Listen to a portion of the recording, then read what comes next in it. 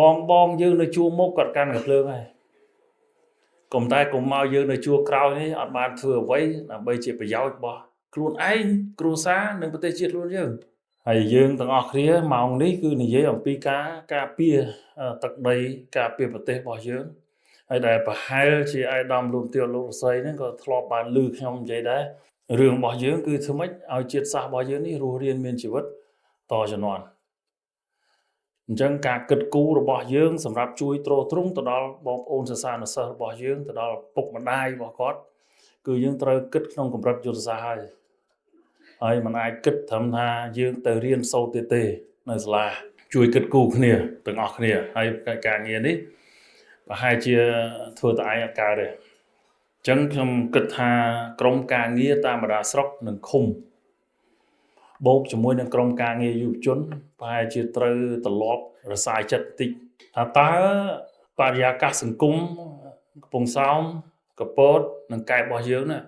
យើងគួររៀបចំបរិយាកាសវាម៉េចដើម្បីឲ្យប្រឡូកនៃសង្គមរបស់យើងនេះថ្មីនេះបានដុះដាលសម្រាប់រយៈពេលយូរអង្វែងដោយភាពរឹងមាំឆ្លាតវៃនិងវាងវៃបាទអញ្ចឹងការចុះមូលដ្ឋានរបស់យើងប្រហែលជាយើងត្រូវបែងចែកពីសមិទ្ធផលនិងលទ្ធផលជួនកាលយើងនិយាយអំពីសមិទ្ធផលដែលមិនពាក់ព័ន្ធទៅដល់លទ្ធផលផ្ទាល់ជាមួយគាត់អញ្ចឹងខ្ញុំសូមឲ្យគិតអានោះខ្ញុំនឹងពិនិត្យមើលលទ្ធភាពអ៊ីនធឺណិតជូនបងប្អូនតាមសាលាព្រោះខ្ញុំយល់ថាលំហហើយនឹងលំហូរនៃព័ត៌មាននិងចំណេះដឹងគឺនៅក្រៅថ្នាក់យើងច្រើនជាងហើយតែកាលណាបងប្អូនមានប្រព័ន្ធអ៊ីនធឺណិតហើយបងប្អូនអង់គ្លេសហ្នឹងសឹងតែអូតូម៉ាទិកដែរខ្ញុំសាកល្បងគិតមើលឲ្យគេគិតមើលណា3ខេត្តយើងហ្នឹងមួយខែប្រហែលយើងត្រូវចំណាយអស់$50,000សម្រាប់អ៊ីនធឺណិតតែខ្ញុំគិតថានេះវាជាចំណុចយុទ្ធសាស្ត្រគុណភាពអប់រំដើម្បីលឿនគឺមានទៅតាមហ្នឹងទេ